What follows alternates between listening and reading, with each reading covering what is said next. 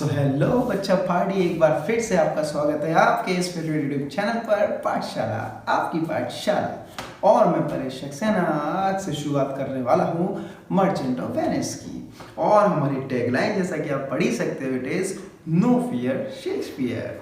तो देखिए, अब इससे हम अपनी इन वीडियोस में देखने वाले हैं कि हर एक तरीके से हर एक क्वेश्चन को इवेल्युएट करके जिस तरीके से क्वेश्चंस आ सकते हैं हमारे बोर्ड्स में कि हमारे इस स्टोरी या जो हम बोल सकते हैं इस ड्रामा की या इसकी जो स्टोरी लाइन है उसका थीम क्या है, हम इसके बारे में स्टडी करेंगे। हम पढ़ेंगे कि टाइटल क्यों इम्पोर्टेंट है हमारे लिए, द मर्चेंट ऑफ वेनिस। और हम काफ़ी चीज़ें और भी स्टडी करने वाले हैं, कैरेक्टर के पोर्ट्रेट्स हम लोग पढ़ेंगे। सो हमको बहुत ज़्यादा मज़ा आने वाला है। तो चलिए हम शुरू करते हैं।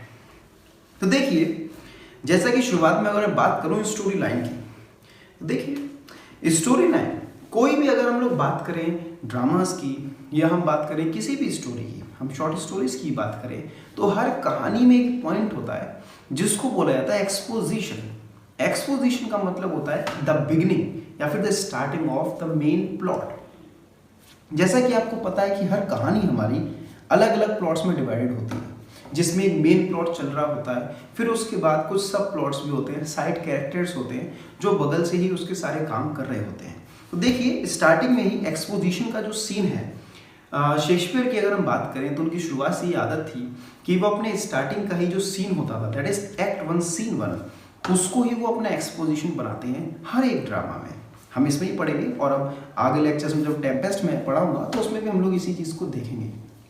तो देखिए, एक्सपोजिशन यानी कि पहले ही सीन में वो दिखाते हैं कि एंटोनियो जो हमारा सेंट्रल कैरेक्टर है इस कहानी का, वो किस तरीके से काफ़ी सैड है और जो सैडनेस का रीज़न है वो पता ही नहीं। तो ये हमको फोरटेल कर रहा है एक तरीके से कि आगे आने वाले ड्रामास में या आगे आने वाले सीन्स में किस तरीके से एंटोनियो का कैरेक्टर बहुत ही सैड होने वाला है या उनके साथ ऐसे सर्कमस्टांसेस आने वाले हैं कि वो बहुत ज़्यादा सैड हो जाएंगे।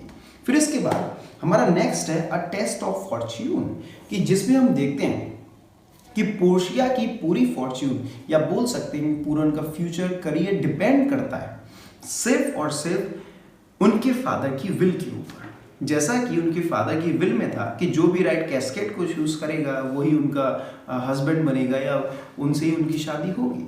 सो ये हम देख सकते हैं इसमें फॉर्च्यून का बहुत ही एक इम्पॉर्टेंट रोल है इस हमारे ड्रामा में। फिर हम लोग देखते हैं बॉन्ड स्टोरी ना। अब देखिए, मैंने जैसा भी थोड़े टाइम पहले ही बोला कि हर कहानी जो होती है वो प्लॉट्स में डिवाइडेड होती है, जिसमें एक मेन प्लॉट होता है। एक तो मेन प्लॉट यानी कि जिसके ऊपर वो पूरी स्टोरी डिपेंडेंट है। जैसा हम मेन प्लॉट कौन सा कहेंगे इसमें, शाइलॉक और एंटोनियो वाला, क्यों बॉन्ड स्टोरी उसी के ऊपर ये पूरी कहानी है। फिर इसके बाद हम लोग काफ़ी सब प्लॉट्स देखते हैं, जैसे जेसिका लोरेंजो का सब प्लॉट है, किस तरीके से उनका इलोपमेंट हुआ, और भी काफ़ी सब प्लॉट्स हैं, वो हम फर्दर एवेल्यूएट करेंगे आगे कहानी में। तो बॉन्ड स्टोरी जो है हमारी, ये बेसिकली बात करती है उस रिवेंज के ऊपर, वो रिवेंज जो शाइलॉक फुलफिल करना चाहता है एंटोनियो के ऊपर।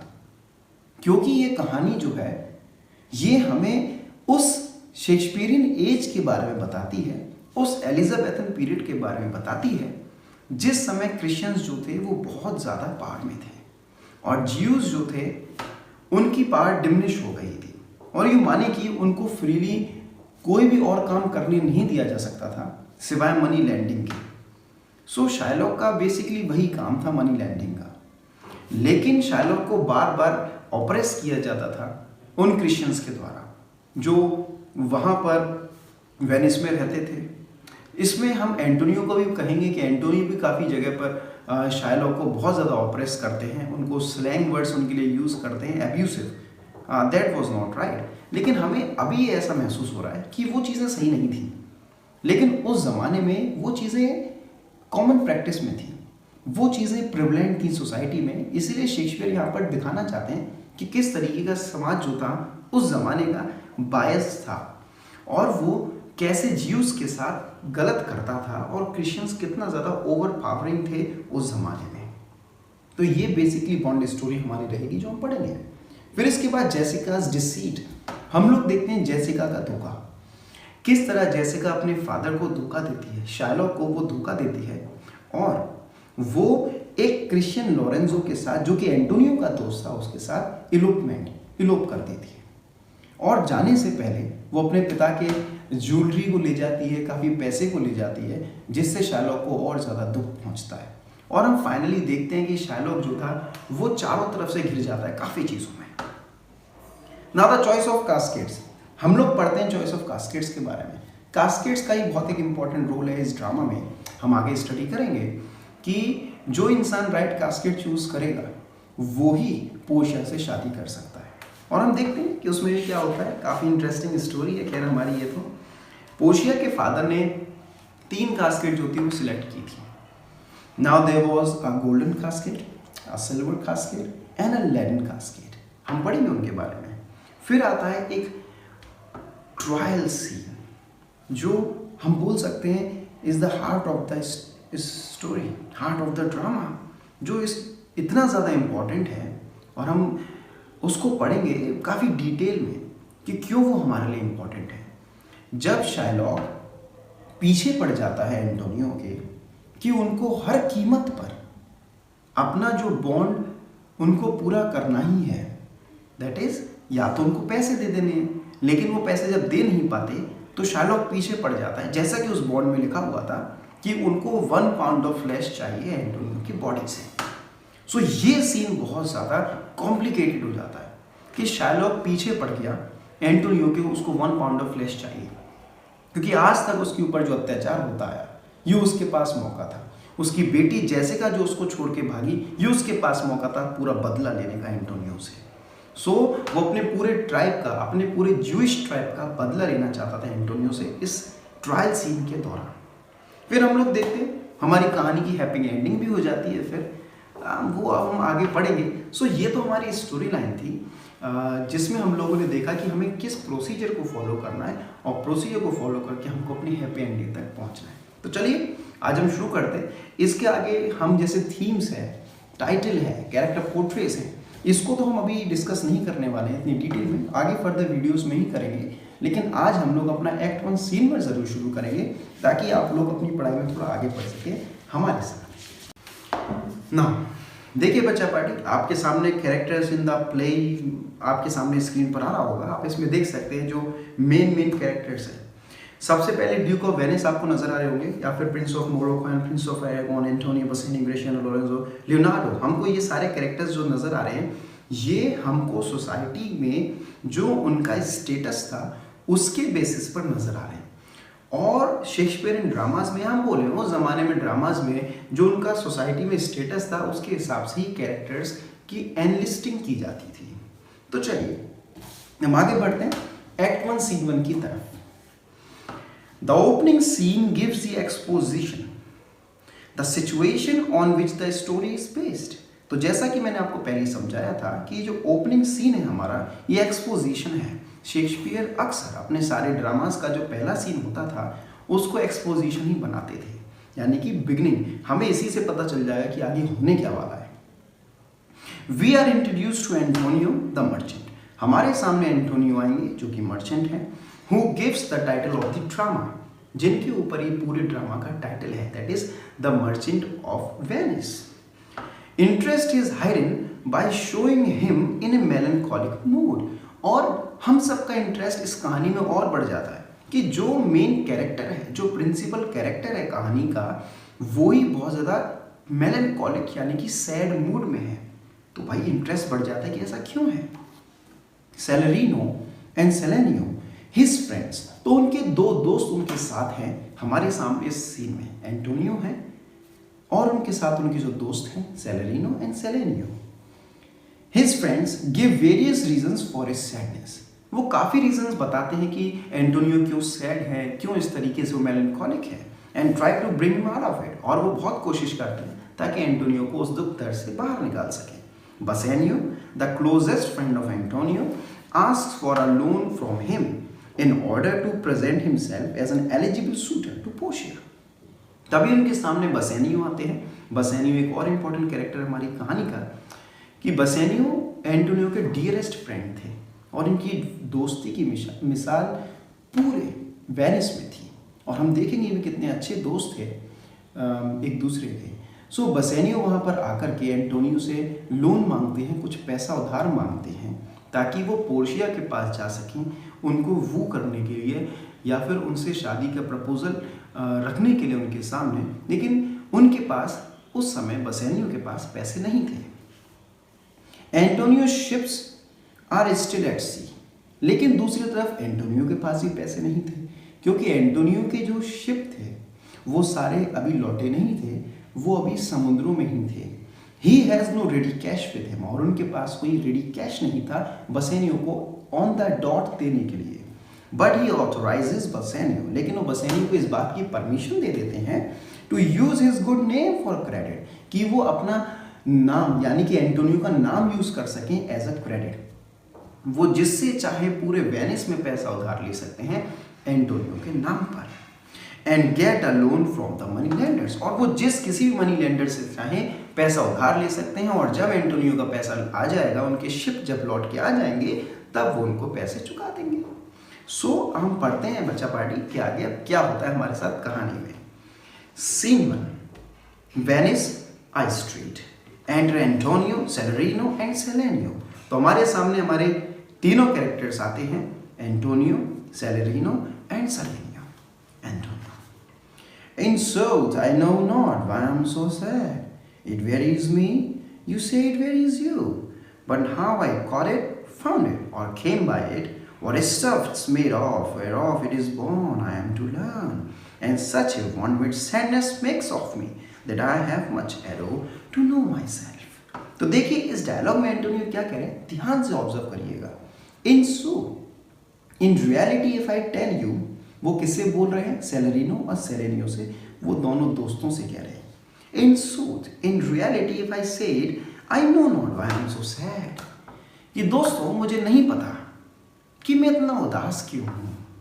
It wearies me, I know it troubles me, you say it wearies you, and this sadness wearies you too, I know it, but how I got it. लेकिन मुझे नहीं पता कि ये सैडनेस मुझे कहाँ से मिली, फाउंड इट, या मैंने इसको कहाँ पर पाया, और केम बाय इट, या फिर ये मुझसे कहाँ से टकराई, मुझे ये नहीं पता।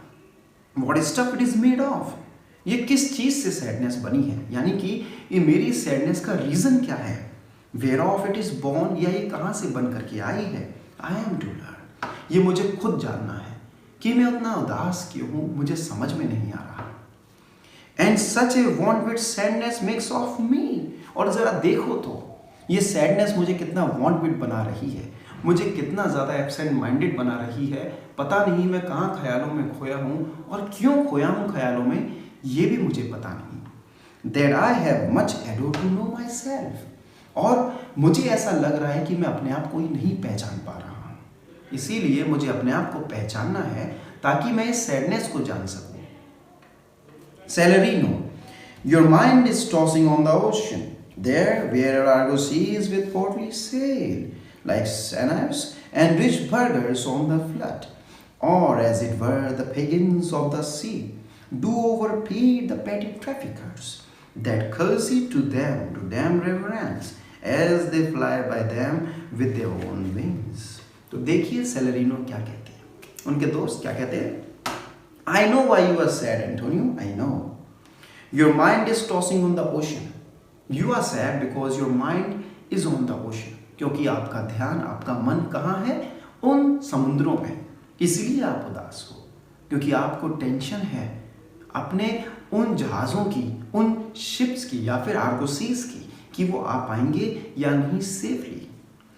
क्योंकि समुद्र में बहुत खतरे होते हैं, पायरेट्स होते हैं, वेव्स होते हैं भाई, बहुत सी ऐसी चीज़ें होती हैं कि विंड फेवरेबल है या नहीं, जिस वजह से हमारे जहाज़ों को नुकसान पहुंच सकता है। तो यही एंटोनियो को डर सता रहा था, शायद सेलेरिनो के हिसाब से। देयर वेयर और आर्गोसीज विद पोर्टली सेल, तो आपको डर लग रहा है, आप उन समुद्रों के बारे में सोच रहे हो जहाँ पर आपके आर्गोसीज जो है वो चल रही हैं बड़ी स्टेटली, बहुत ही proudly, like signiors and rich burghers, जैसे सिनायर्स होते हैं सुनायास मीन्स जैसे कि एक रेस्पेक्टेबल इंसान सड़कों पर चलता है, या फिर rich burgers on the flood, या फिर रिच बर्गर्स इंपॉर्टेंट सिटीजन्स चलते हैं रास्ते पर। उस तरीके से आपके जहाज यूं गुजर रहे होंगे उन समुद्रों से, तो आप टेंशन मत लीजिए। और as it were the pageants of the sea, और आपके समुद्रों में से आपके जहाज ऐसे गुजर रहे होंगे जैसे मानो कि समुद्रों पर से कोई पोजेशन निकल रहा हो, कोई जुलूस निकल रहा हो, बहुत ही खूबसूरत। Do overpeer the petty traffickers, आप पेटी ट्रैफिकर से डर रहे हैं तो आप मत डरिए। पेटी ट्रैफिकर मीन्स जो छोटे मोटे जहाज हैं जो टकरा सकते हैं आपके जहाज़ों से, आप उनसे मत डरिए। जो पायरेट्स हैं आपके जहाज़ों को लूट सकते हैं, आप उनसे मत डरिए, क्योंकि आपके जहाज़ दे आर लाइक पोजेशंस। आपके आर्गोसीज कैसे हैं? पोजेशंस, जुलूस जैसे हैं, इतने डेकोरेटिव और इतने आलीशान हैं कि उनको कोई टच भी नहीं कर सकता। Do overpeer the petty traffickers, और इसलिए आपको ऐसा लग रहा है कि छोटी छोटी बोट्स आपके जहाज़ों को नुकसान पहुंचा देगी, नहीं। जैसा कोई अमीर या कोई बड़ा स्टेटस का आदमी जब सड़क से गुजरता है तो लोग उसके सामने झुक करके सलाम करते हैं, झुकते हैं। इसी तरह जब आपके जहाज समुद्रों से गुजर रहे होंगे तो उसी समय जो छोटे छोटे ये पेटी ट्रैफिकर्स हैं ये झुक करके सैल्यूट करके आपके जहाज़ों को आगे का रास्ता दिखा रहे होंगे, इसलिए आपके जहाज़ों को कुछ नहीं होगा। Do overpeer the petty traffickers that curtsy to them and do them reverence, और वो कर्टिसी शो कर रहे होंगे वो छोटे छोटे जहाज, and they do them reverence, और उनको रेस्पेक्ट दिखा रहे होंगे। As they fly by them with their woven wings, और आपके जहाज जैसे एक बर्ड उड़ करके चली जाती है उसी तरह आपके जहाज समुद्रों से बिल्कुल फ्लाई करते हुए निकल जाएंगे जैसे कि उनके विंग्स आ गए हों। वॉन विंग्स मीन्स जो ऊपर हम देखते हैं सेल होता है, एक जहाज़ों पर वो पर्दा होता है, कर्टेन सेल होता है, उस सेल से वो सीधे गुजर जाएंगे उड़ते हुए, जैसे चिड़ियाएं जो होती हैं वो उड़ जाती हैं। सेलेनियम, तो देखिए बच्चा पार्टी, आगे बढ़ने से पहले मैं थोड़ा सा आपको उस डिटेल में और समझा देता हूँ। आप ऐसा मान के चलिए जैसे कि सेलेनियो जो है वो एक पॉजिटिव माइंडेड इंसान है और सेलेनियो जो है वो एक नेगेटिव माइंडेड इंसान है। हम ऐसा बोल सकते हैं इसीलिए क्योंकि आप आगे डायलॉग में देखेंगे कि सेलेनियो जो है वो पॉजिटिविटी के पॉइंट्स उनको दिखा रहे हैं एंटोनियो को, कह रहे हैं कि आपको टेंशन नहीं लेनी चाहिए, आपके जहाज आ जाएंगे, they are so powerful and all. दूसरी तरफ सेलेनियो, जैसे हम डायलॉग में पढ़ेंगे कि सेलेनियो क्या कहते हैं कि अगर मैं आपकी जगह होता तो मैं भी इसी तरह टेंशन कर रहा होता, पल पल एवरी मोमेंट मैं इसी तरह टेंशन कर रहा होता। तो देखिए वो दोनों अपने पॉइंट ऑफ व्यूज दे रहे हैं, पॉजिटिविटी के भी नेगेटिविटी के भी, कि आप एंटोनियो उन दोनों पॉइंट्स को आप बैलेंस कर सकें, वे कर सकें और समझ सकें कि वो सैड क्यों है। देखते हैं आगे।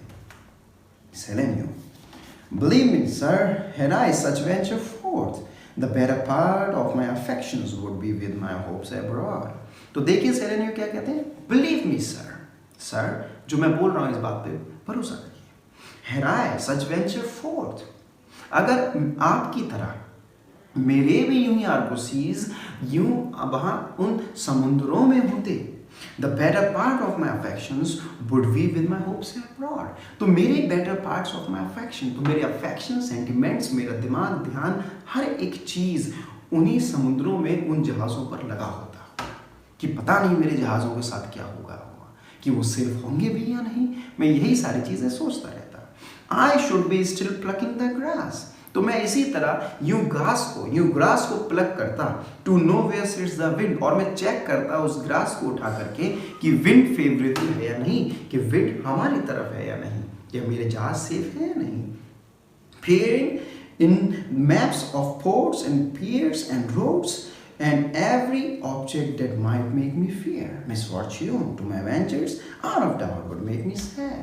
और इसी तरह मैं मैप्स को देखता, पोर्ट्स कि किस तरह मैं पोर्ट्स को जाके चेक करता मेरे जहाज आए या नहीं, मैं पियर्स को चेक करता, रोड्स को चेक करता कि हर एक चीज़ फेवरेबल है या नहीं मेरे जहाज को आने के लिए। एंड एवरी ऑब्जेक्ट, हर एक object that might make me fear, जिससे मुझे डर लग सकता था मेरे जहाज़ों को लेकर के, मैं हर उस एक चीज़ के बारे में सोच लेता अगर मैं आपकी जगह होता तो। मिसफॉर्च्यून टू माई वेंचर्स, और जो भी मिसफॉर्च्यून हो सकता है वेंचर्स मेरे उन जहाज़ों पर, मैं हर एक चीज़ सोच लेता।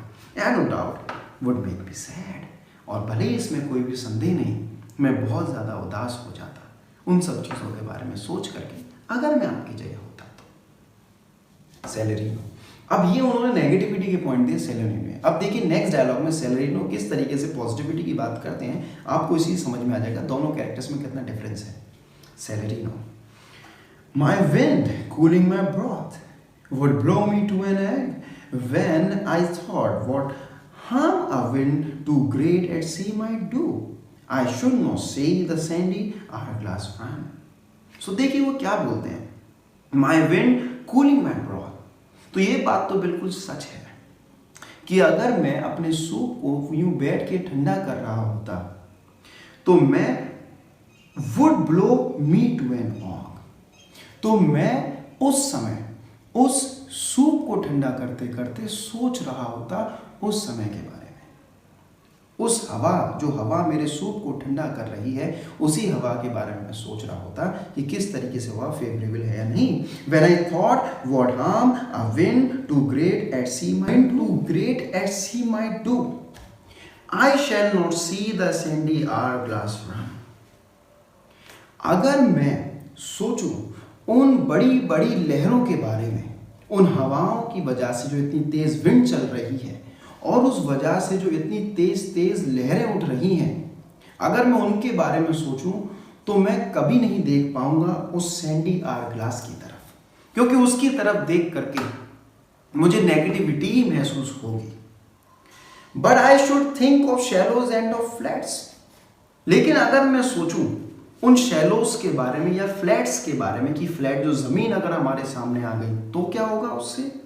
And see my wealthy Andrew docked in sand, Andrew उन्होंने यहाँ पर अपने शिप से बोला है, तो वो क्या कह रहे हैं सेलेरिनो आगे, and see my but I should think of shallows and of flats, अगर मैं सोचूं शैलो वाटर के बारे में, डीप वाटर नहीं है शैलो वाटर है, कम पानी के बारे में, या फिर मैं सोचूं फ्लैट के बारे में कि फ्लैट जमीन अगर वहां पर आ गई तो, and see my wealthy Andrew docked in sand, तो मुझे हमेशा इसी बात का डर लगा रहेगा कि मेरा एंड्रयू कहीं उस सैंड में, उस रेत में अटक ना जाए, गिर ना जाए। Wearing a high top lower than a ribs, और जो उनका हाई टॉप है वो जहाज उस सैंड से टकरा करके मेरा उसका जो हाई टॉप है कहीं वो नीचे आकर के उस रेत में गिर करके टूट ना जाए, मेरा जहाज खराब ना हो जाए। टू किस हर बुरियल, और वो वहां पर नीचे गिर करके, बुरियल मीन्स डेथ, अपनी डेथ को स्वीकार कर ले। तो इसीलिए मैं उन फ्लैट के बारे में भी नहीं सोचूंगा, फ्लैट वाटर के बारे में, flat lower amount of water के बारे में मैं नहीं सोचूंगा, शैलो वाटर के बारे में, क्योंकि मुझे हमेशा डर लगा रहेगा कि कहीं मेरा जहाज उस पानी में जाकर के डूब के या फिर पलट के गिर ना जाए।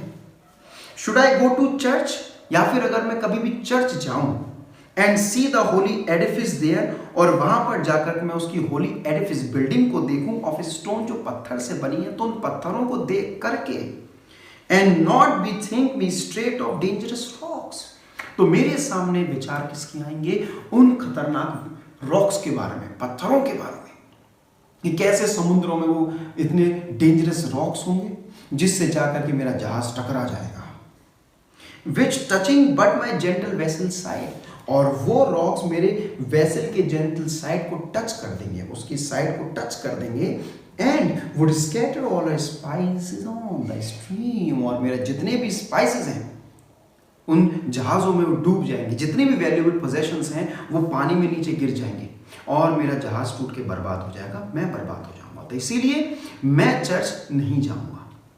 मैं ऐसे चीज़ों को क्यों ही सोचूं जिनको सोच करके मुझे नेगेटिविटी या फिर सैड महसूस हो रहा है, तो भाई मैं उस काम को करूं क्यों, मैं बिल्कुल नहीं करूंगा उन कामों को।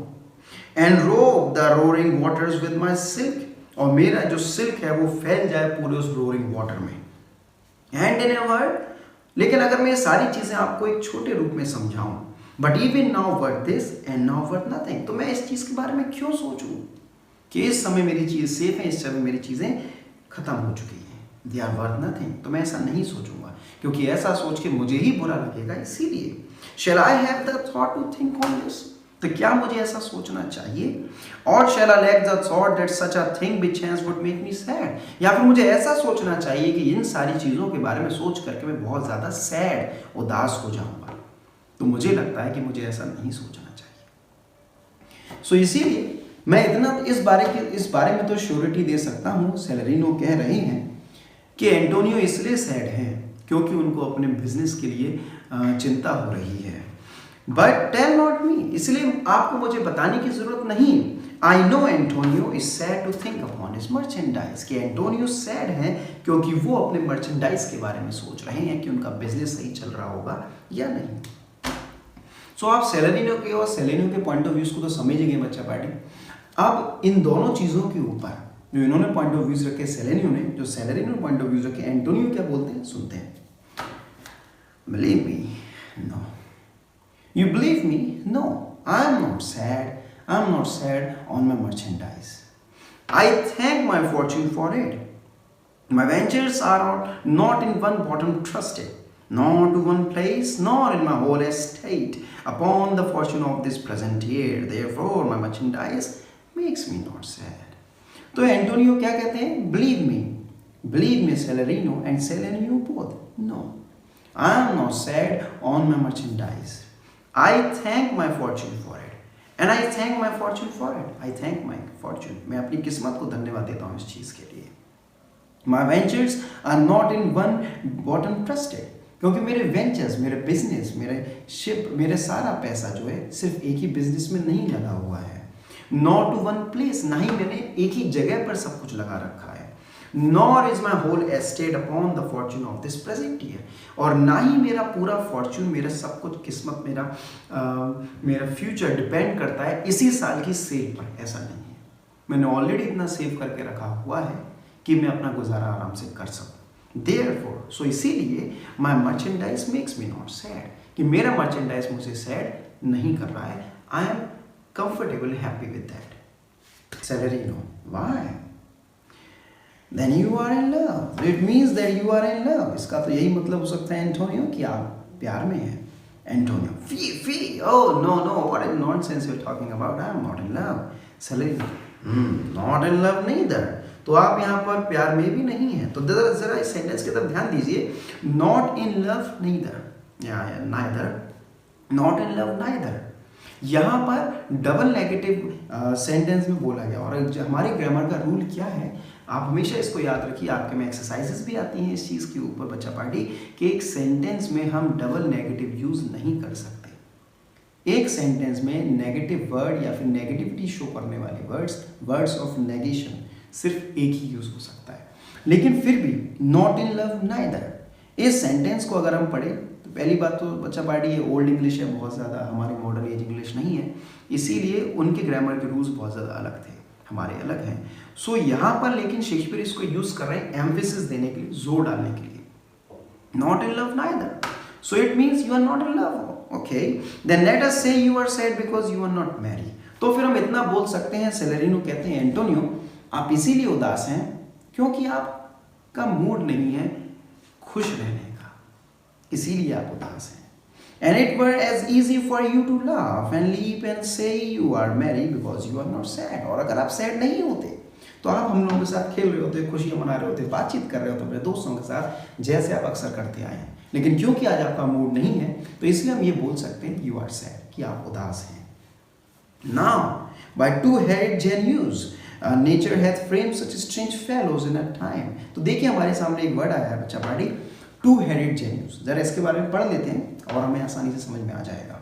A Roman god of doors, Genius जो थे, he was a Roman god of doors who had two faces. Genius के दो faces थे, one frowning, एक जो गुस्से में रहता था बहुत ज़्यादा, another smiling, और एक मुस्कुराता रहता था।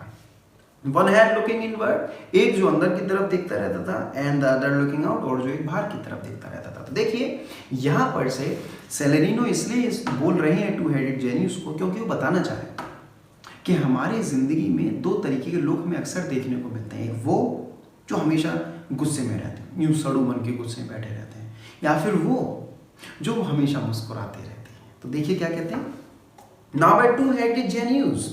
और अगर मैं अब टू हेडेड जेनियस की बात करूं, nature hath framed strange fellows in a time, कि इस प्रकृति ने बहुत ही अजीब अजीब से बंदों को जन्म दिया है इस जिंदगी में। Some that will evermore peep through their eyes, कुछ तो ऐसे देखने को मिलते हैं लोग जो अपनी आंखों से ऐसे पीप झांकते रहते हैं and laugh like parrots at a back Piper, और जो बैक पाइपर पर पैरट्स की तरह हंसते हैं बहुत जोर से। अच्छा, बैक पाइपर का जो साउंड होता है, आप देख सकते हैं साइड में इमेज आ रही होगी बैक पाइपर की।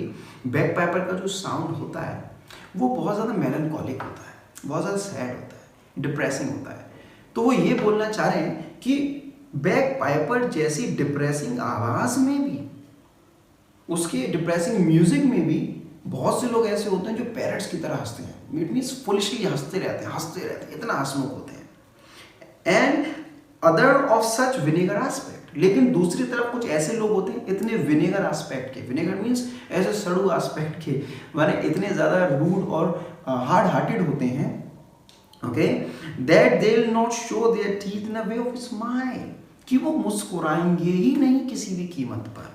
दो Nestor sweat the chest B laughing will, कि नेस्टर जैसा हार्ड हार्टेड इंसान जो कभी नहीं हंसता था, वो भी अगर बोल देगा कि भैया ये जोक तो बढ़िया जोरदार मारा, उस पर भी नहीं हंसते वो लोग।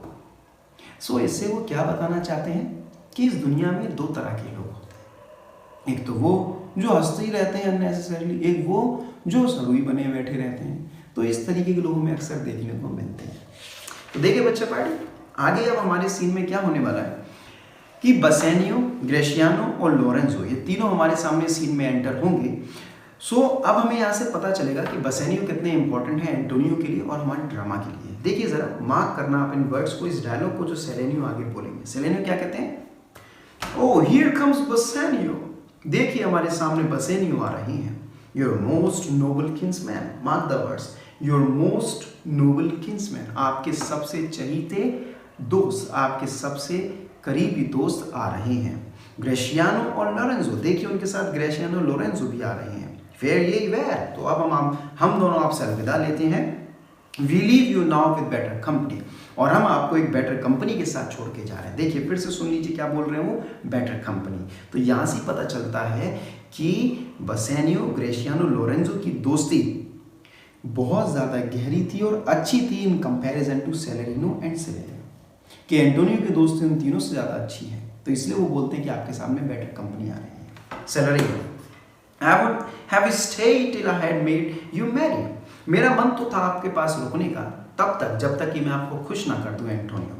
If worthier friends had not prevented me, लेकिन अब मुझसे अच्छे खास आपके दोस्त आ चुके हैं और वो आपको खुश जरूर कर देंगे एंटोनियो। अब देखिए एंटोनियो के गुड कैरेक्टर के बारे में पता चलेगा हमें कि वो अपने दोस्तों के लिए कितना ज़्यादा फील करते हैं और उनको कितनी रेस्पेक्ट देते हैं। Antonio, your worth is very dear in my regard, I take it. देखिए ऐसा मत समझिए सेलेरिनो एंड सेलेनियो कि आपकी जो रेस्पेक्ट है, आपका जो ऑनर है मेरे लिए कम है और उन लोगों का ज़्यादा है। नहीं, मैं जितनी रेस्पेक्ट बसेनियो, ग्रेशियानो, लोरेंजो की करता हूँ उतनी मैं आपकी भी करता हूँ। And I take it your own business calls on you, और मैं इस बात को समझता हूँ कि आपका ही कोई काम है जो आपको करना होगा। And you embrace the occasion to depart, और इसीलिए आपके लिए मौका है कि आप यहाँ से जा सकते हैं। तो देखिए आप इस बारे में माइंड मत करिए, आपको जो काम है आप उसको कर सकते हैं।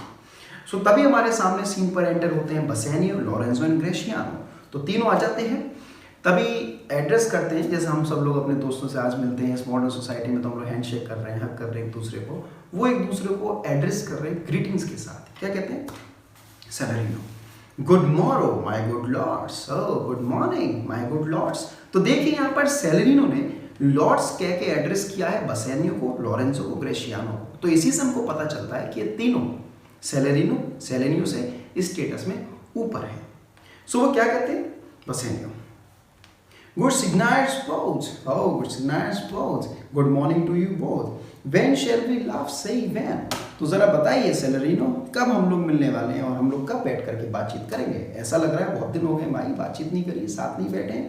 You grow exceeding strange, must it be so, और आप दोनों मेरे लिए बहुत ज़्यादा स्ट्रेंज हो गए हो, जैसे स्ट्रेंजर से मिल रहा हूँ। इतना समय हो गया हम लोग साथ में बैठे नहीं हैं। Salarino, we'll make our leisures to attend on yours, तो हम जल्दी आएंगे आपसे मिलने के लिए जब कभी भी हम फ्री हो जाएंगे तब। एग्जॉन्ट सेलेरिनो एंड सेलेनियो, सेलेनियो दोनों वहाँ से चले गए। देखिए ज़रा, जब कभी भी हमारे सामने एक से ज़्यादा मल्टीपल कैरेक्टर्स स्टेज को छोड़ के जाते हैं या फिर हमारे सीन में से जाते हैं तो उनके लिए एग्जॉन्ट यूज होता है। लेकिन जब कभी भी एक सिंगल कैरेक्टर जाता है तो उसके लिए एग्जिट यूज होता है। आगे कभी भी आएगा तो मैं आपको बता दूंगा, खैर अभी तक तो नहीं आया हमारे सामने, आगे जब भी आएगा तो मैं आपको समझाऊंगा और इसको डिटेल में। तो देखिए बच्चा पार्टी, हमारा ये लेक्चर यहीं पर अब ख़त्म होता है। नेक्स्ट हम लोग जो हमारा सीन बचा हुआ है इसको नेक्स्ट अपने लेक्चर में कवर ज़रूर करेंगे। मैंने जितनी भी चीज़ें आपको बताई आप उसको मार्क करते रहिए और इम्पॉर्टेंट नोट्स आप अपने बनाते रहिए, और ताकि हमारे बोर्ड्स में अच्छे नंबर आ सकें। और इम्पॉर्टेंट बोर्ड के जो क्वेश्चंस हैं हम उनको तो डिस्कस करेंगे फर्दर अपने लेक्चर्स में, हर एक सीन को लेकर के जितने इंपॉर्टेंट टर्म्स हैं, चाहे हम नेस्टर की बात करें, टू हेडेड जेन्यूज की बात करें, जो भी उन्होंने बोला, हम जितने भी इंपॉर्टेंट टर्म्स। सो बच्चा पार्टी देखिए, हमारे एक व्हाट्सएप की लिंक भी है जिसको मैं डिस्क्रिप्शन में दे दिया है, और आप उस लिंक से जुड़ सकते हैं, जो स्पेशली आपके इस आईसीएसई बोर्ड की लिंक है, जिसमें हम लोग बात करते हैं और स्टूडेंट्स हैं आईसीएसई बोर्ड के, हम उनसे डिस्कस करते हैं कि उनकी प्रॉब्लम्स क्या है और उनको इम्पॉर्टेंट क्वेश्चंस हम देते रहते हैं, और जितनी भी इम्पॉर्टेंट टेस्ट वगैरह हैं, टेस्ट सीरीज भी हम उसमें कंडक्ट कराएंगे ज़रूर, तो आप उससे जुड़ सकते हैं। और तब तक के लिए, जब तक हम नेक्स्ट लेक्चर में नहीं मिलते हैं, आप अपना ख्याल रखिए बच्चा पार्टी, और बी हैप्पी, बी सेफ। मिलते हैं नेक्स्ट लेक्चर।